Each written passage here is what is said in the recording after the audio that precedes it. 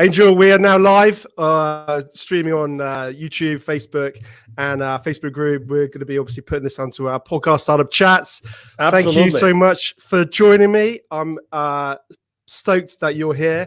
I think I've up a little bit early. I think you were just saying before we went live, I made you put you through hell. So I do apologize. No, that's okay. That's okay. You know, I'm so connected all the time, but it's true that, you know, you try to plan ahead a little bit what's going to happen in the day, but if it doesn't happen, it's okay. And you will know how throughout the conversation today. Or you will know why. Well, let's kick this off because, you know, I'm so excited to talk about this whole topic of, you know, startups and that journey and that challenge that we all face.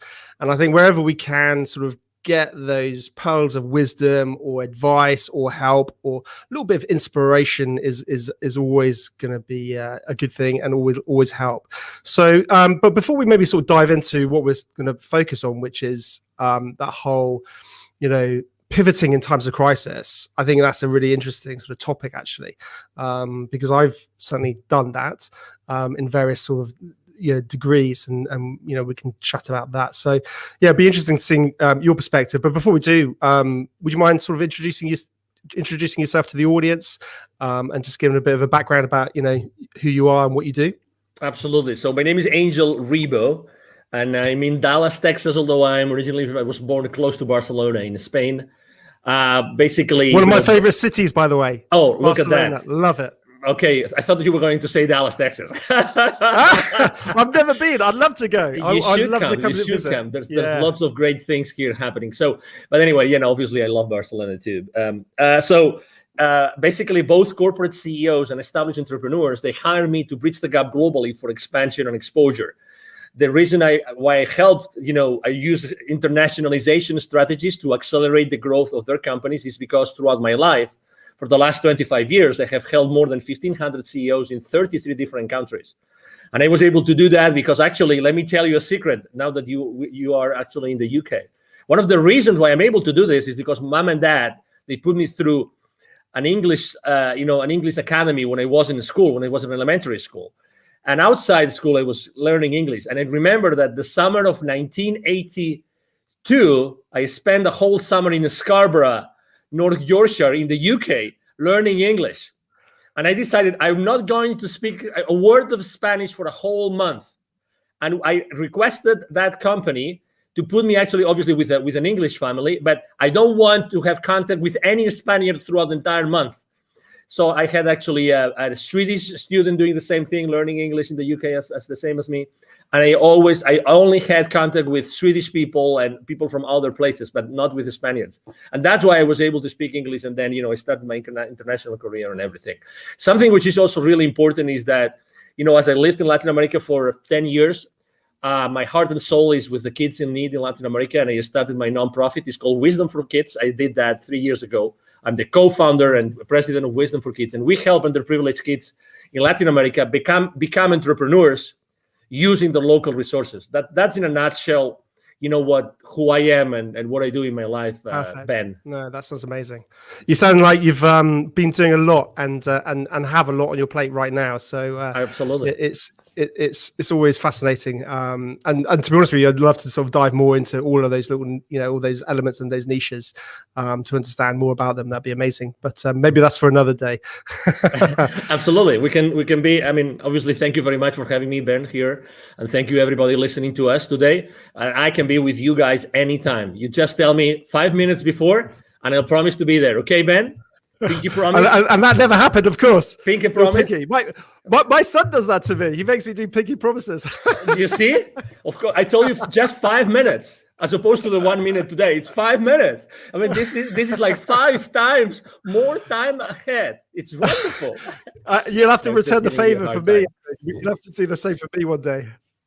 No. Of course, obviously, I'm giving Ben a hard time just because he's this kind of guy that he takes you know, jokes and being hard on him as lightly as I do. So it's a pleasure to be with someone in life that doesn't take everything judgmentally, which we unfortunately tend to do. And you know, that's actually one of the challenges of the startup entrepreneurs as well. Yeah, it's very true, isn't it? You've got to be so adaptable and level-headed, quite cool and calm under pressure, and not getting too hyped or too upset either way, because it's a journey. It's not a sprint, isn't it? So you've got to keep an eye on that bigger picture. So Absolutely. And keep moving forward. That's the key. Keep moving forward. So let's dive into the whole sort of topic of pivoting. As we know, sometimes, a startup and an established business has to pivot. I mean, we've seen a lot of established businesses have to pivot in this time of, the COVID-19 and all the rest of it, particularly when, a business stream suddenly was closed off. A lot of brands had to sort of pivot towards more direct consumer sales rather than B2B sales. But certainly within that pre-launch phase and starting a startup, that can happen too. I know it's actually happened to us recently with one of our product launches.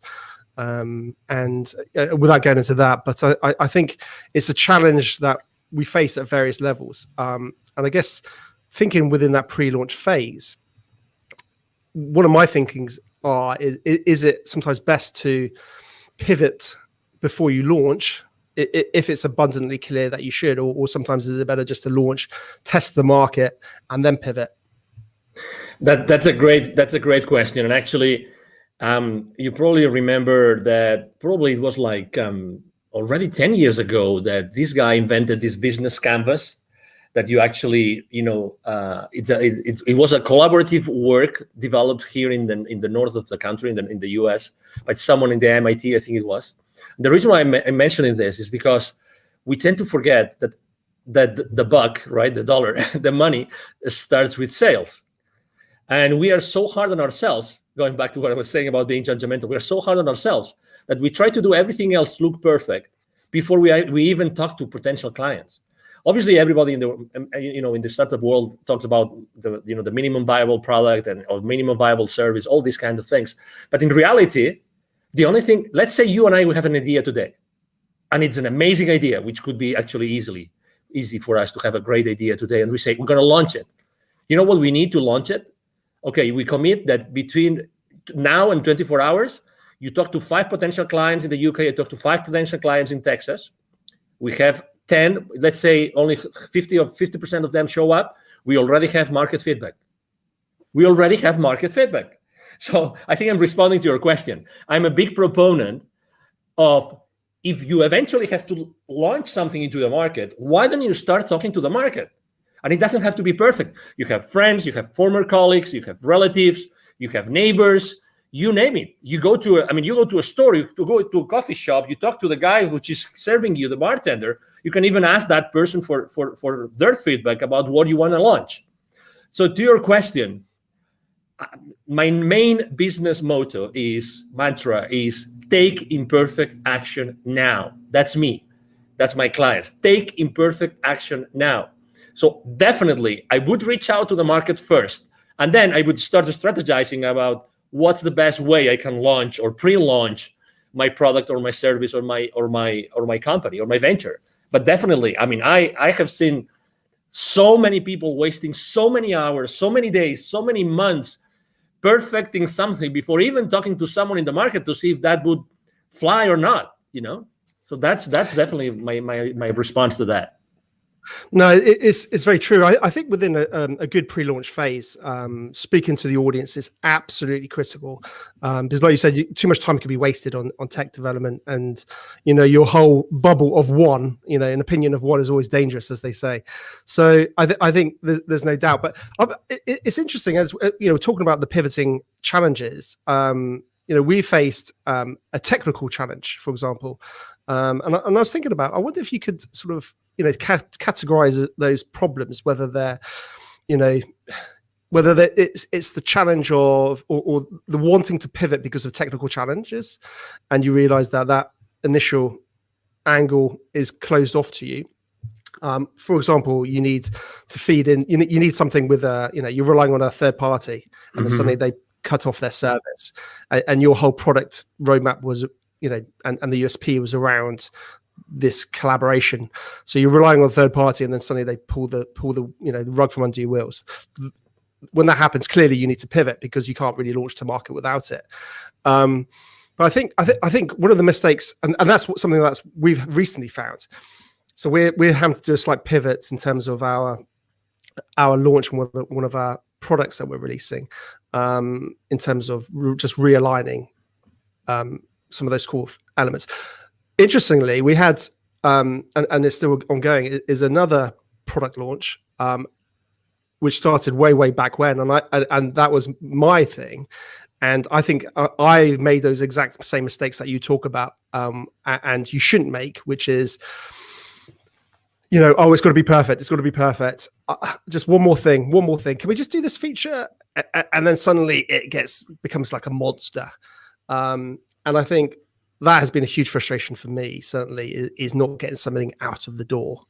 So it's interesting, isn't it? The pivoting can come for different reasons. But you see what? I mean, this is how I typically don't curse on podcast interviews, but I don't know if I'm allowed to do it today. But we get so sidetracked by perfection, and you just described the perfection sidetrack. That you wanted to do this additional feature, this additional thing that would make this offer like magnificent, like extraordinary, it's spectacular, right? But suddenly you get so into the trenches of that thing, But in reality, guess what? And I've seen that last year. I saw that with many technologies and many providers saying, we're not sure if we're going to be around for a long time. But guess what? The difference between the technologies that I kept on working with or the others that don't, because maybe they were scaling down, downsizing, whatever, is the attitude of the customer service people, the support people. So even if their product wasn't perfect, I stuck with them because their customer service, the attitude of the support team was flawless. They were really genuine human beings that were there to serve me. When someone is really acting from within, being really present and saying, hey, this is what we have. This is what we got. We know that you are going through challenges. We are also going through challenges. I'm going to spend probably, it's going to take for me 3-4 times longer to respond to your ticket, but I'm still going to be here, and I apologize ahead of time. So setting up expectations, Ben, is so important. It's so important. I'd rather work with someone who has a not so, let's say, mature technology, or not such a comprehensive technology or service, but their relationship with me is so human, is so empathetic, because I really value that, and I'm going to connect with that person much more in depth. It's so interesting, isn't it? Because ultimately we start talking about the whole branding element of a business, of a startup, of an entity. What are the core values of that business? How does it want to interact and engage with its customers and clients on board? And I think we then start sort of diving into that world of the community, building a community, and whether that's, I guess, having a really good call center or team that respond to tickets and problems, or even I've seen really interesting communities built up on like Facebook groups where startups are really engaged with their communities. And I think having that authenticity and that dialogue, that's the key, isn't it? Like you touched on, it's that dialogue to say, hey, Angel, we're working on it. This is our tech roadmap. This is what we work on. We're struggling. We're trying to get things off the ground. We're bootstrapping it, or whatever it is. And then you can feel, more of a passion towards that brand and company, and see the face behind it. Yeah. And on its own, actually, if we think about it, that's such a strong, powerful part of planning in any pre-launch phase, but also post-launch, because obviously that's when you've got to deliver effectively. And follow through, and that's always challenging.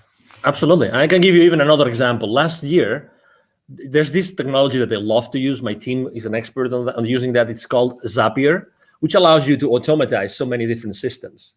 Zapier takes webhooks from here and there and blah blah blah, integrates so many. So I use a specific dashboard with my clients, and guess what? This guy said they're not cheap, but this guy said, we're going to give you 3 to 6 months for free, just because we know you're suffering.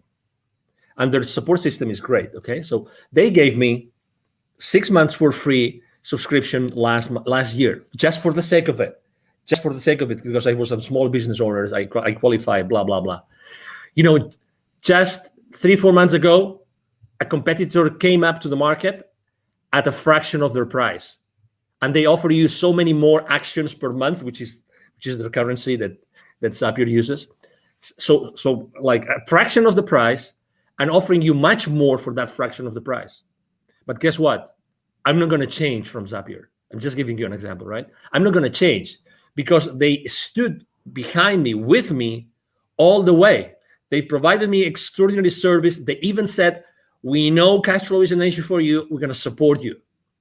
So, oh my God, do you think that they will ever leave Zapier as a technology provider for my team and myself? Of course not. The branding, they have, my concept about these guys, what they're going to do for me whenever my business grows more and more and more, and I need them more and more and more, they will be there for me all the way. It's amazing. Exactly. It's about the brand. It's amazing. Do you agree? 100%. And it's interesting, isn't it? Because I guess if you've got that strong narrative, that strong brand, that's good, that story that people buy into, if you do have to pivot, then it's much easier to bring them with you, because I guess you can again have that honesty and say, hey, listen, we're having to realign our business model. We're having to do this. Come with us. And when that pivoting moment does come, I'm guessing that's a lot easier. Yeah, it is because again, you trust them. You have already developed that relationship. It's all about expectations, Ben. I mean, really setting up the right expectations is so important at all levels. We tend to, there's a concept I use both when I coach personally the CEOs and when I work with in business, when I'm doing business consulting, which is a secret contract. And think about it. This concept of secret contract is just brilliant. With every single person that you have a relationship with, Ben, and everybody listening to us, with every person that you have a relationship, there's a lot of things that you've never shared with that person, but you expect from them. You've never spoken about those things, but you expect from these people a certain things. And the other way around. You've never talked about that with them, or they never talked about that with you, but they expect things from you. And that even happens with your business, with your family, with your partner, with your life partner, with your kids, with your father, mother, with your siblings. There's always those things that you expect from them, but you've probably never asked them or talked with them about them. That's why setting expectations is so important in the journey of an entrepreneur, of a startup CEO. Setting the right expectations with everybody, with all your stakeholders, is so important. And just with that, you are building, just with that very simple thing of setting the right expectations, you're starting to build a very strong brand. You will never be in denial. You will never sweep things under the rug, ever. You will always be there because you are very clear on the expectations. That's so important. And it's so easy to do. But in reality, we don't do it. No, it's interesting, and I think you hit the nail on the head, because it also is very similar to just old ways of doing business well. We're talking about digital businesses, online businesses, and all the rest, but it's about doing business well, and it's always been the case. Whenever you're dealing with a client, setting expectations, whether it's timeframes or what you can achieve by when, and being realistic with that rather than over promising. If you can set a realistic expectations and actually over deliver and things like that, it's just simple things, isn't it? But I think what we need to what we need to start thinking about, I guess, as startup founders and all the rest of it, is how we set those expectations in a digital format to the masses, if that makes sense. How do we communicate that? And that might be simple as just, I guess, creating a Facebook group about your business and start talking about it, and then setting those expectations. It's interesting, actually. I've started to sort of observe the technology side of. By the way, I don't want this to get into some crypto sort of video here, because there's plenty of those out there. But it's interesting the technologies behind it, and some of those guys who are leading those technologies. and the way that they build community, and the way that they engage and constantly keep their audience who are interested updated. The one that springs to mind, if I'm honest, is probably the I'm gonna forget his name. The Cardano founder, Charles Hodgkinson, something like that.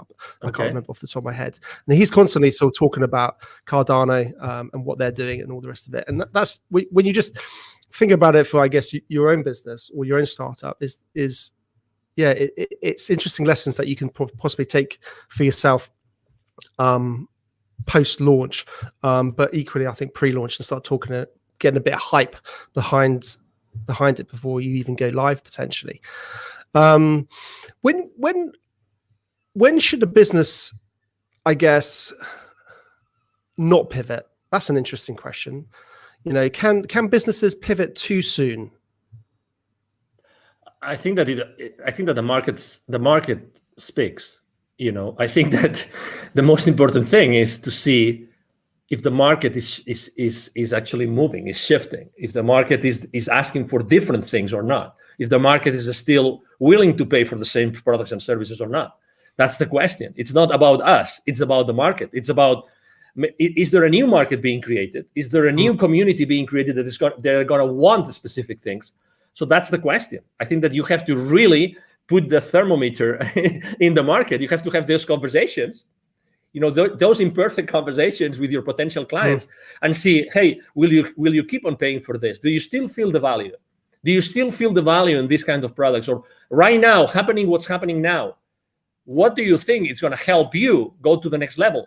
How many times, honestly, think about this, Ben. How many times before you sell to a client, you actually tell them this: I know I'm going to be part of your problem when you place the PO with me, because you're going to put X amount of money on my pocket and you will have nothing in return. My commitment to you is that I will make as much as I can to return on your investment. But how many times you have told that your clients, I care so much, I know that I'm going to be your problem right now when you place the purchase order, right? And I also care, I really care about how you are going to recover that investment.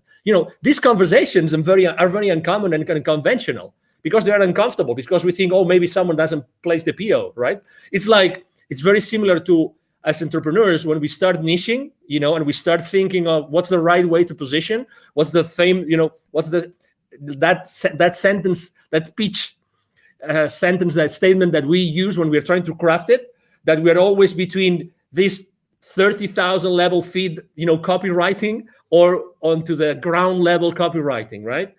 We're always trying to bring as many people as possible to our world so they can buy, or we niche down so much so that we really speak clearly to someone who are really the people that we want to serve, right? We also move in that space. You see, it's the exact same thing. Obviously, I think we have to be extremely precise, because we really want to serve someone, and we want to serve this someone really, really well, right? So to your question, again, definitely there's a moment where you have to decide if it's the right moment to pivot, or if to pivot or not. But again, it's all about who you are serving. Let me tell you an example. What could you say has happened last year with 7.5 billion people?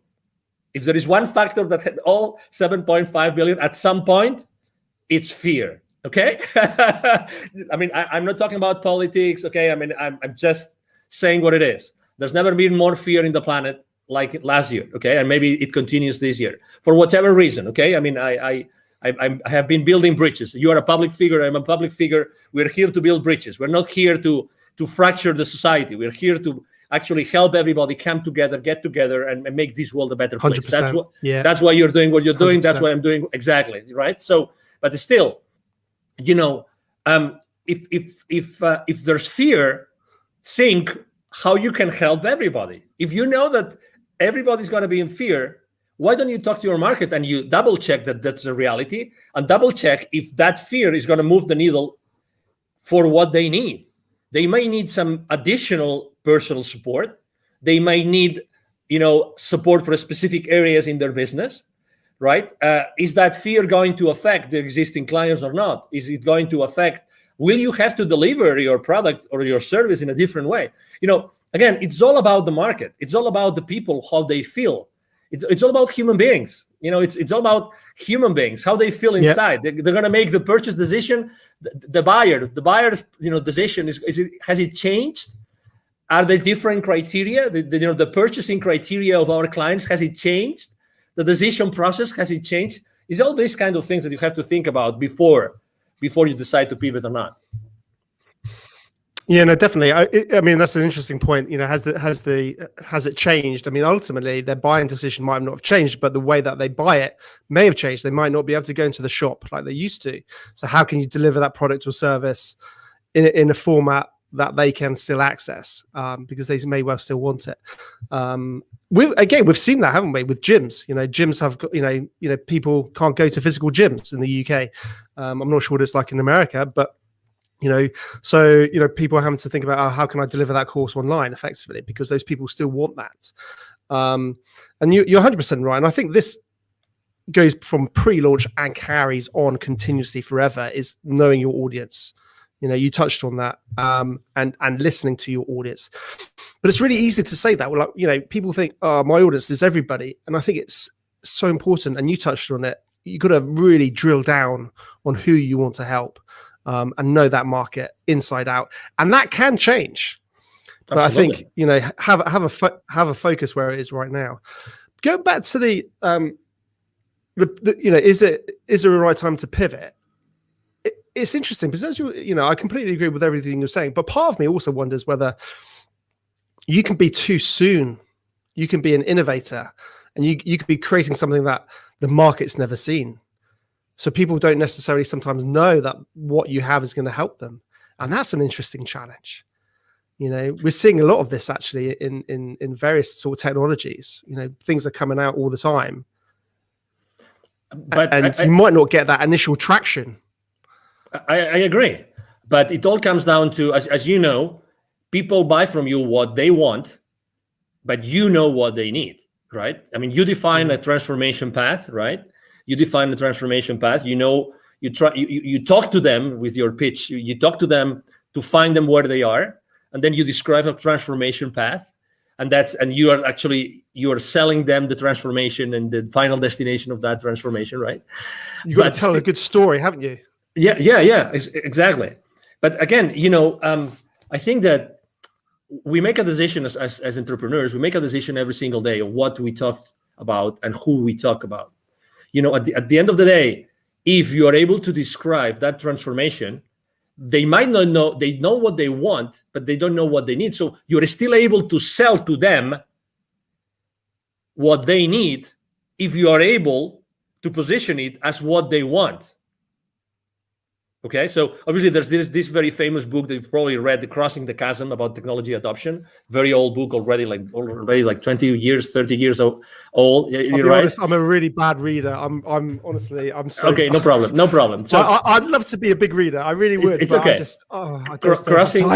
It's okay. Crossing the chasm. So it basically states, when a technology is ready to go to the majority, to not only to the early adopters, so to the majority, right? So it talks about that. So yeah, exactly. So regardless, probably in the beginning, your price point will be at a level that it still justifies the profitability that you need in the company.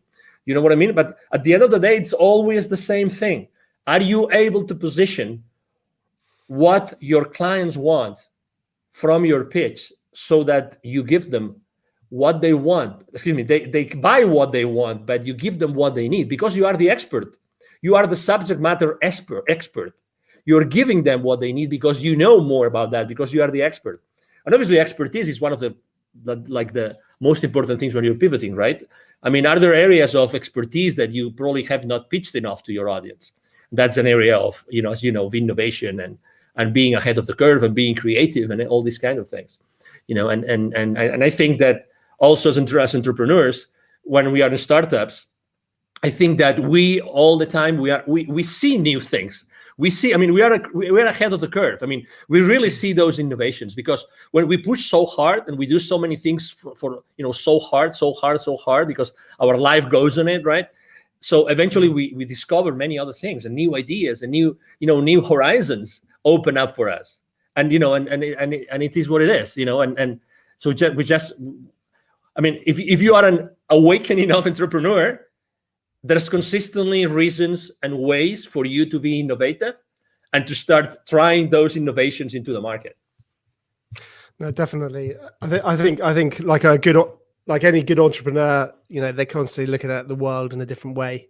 I call it my invisible radar. It's this.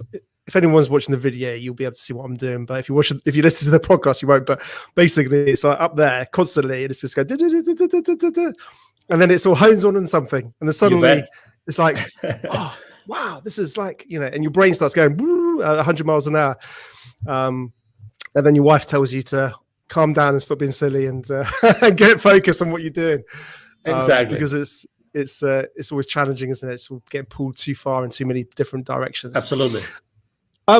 Interesting. Talking about, again, getting back to the pivoting. I think when somebody needs to pivot, having a good personal brand makes it a lot easier to pivot. And I think sometimes lots of business owners don't really focus on their personal brands. What's your sort of thoughts around that?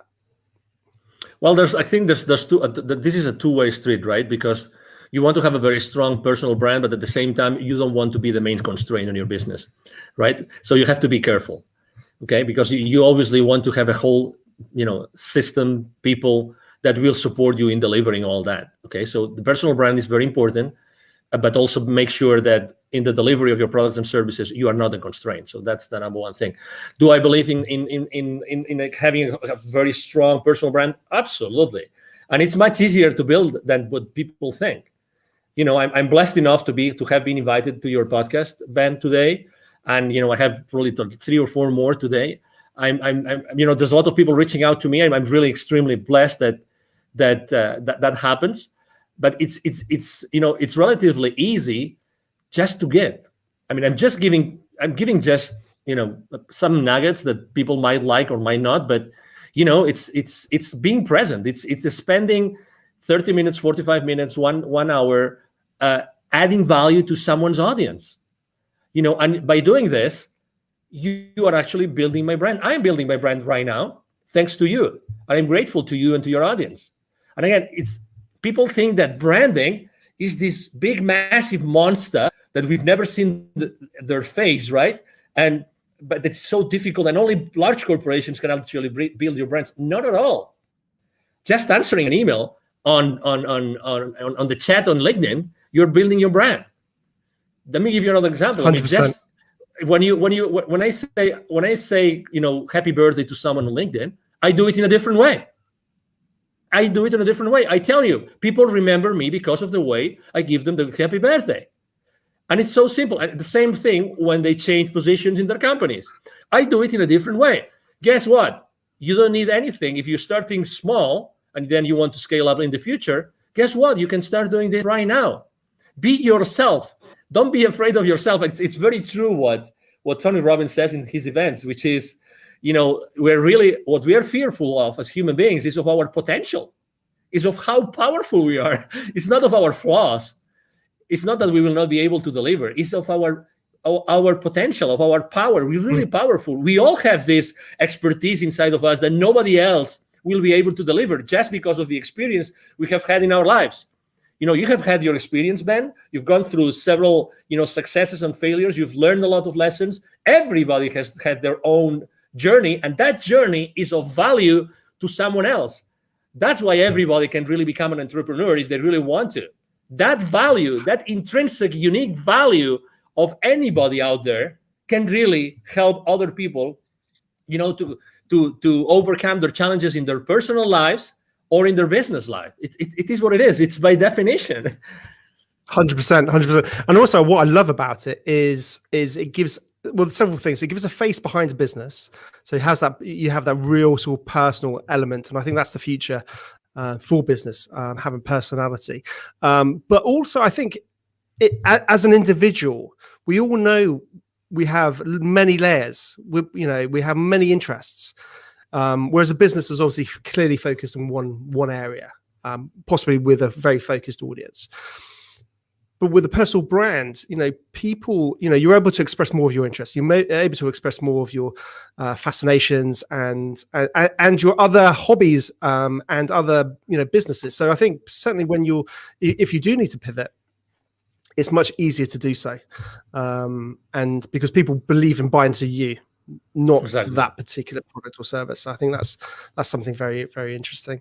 So in terms of sort of top tips or advice you could possibly pass on to any budding, startup founder, what would that be?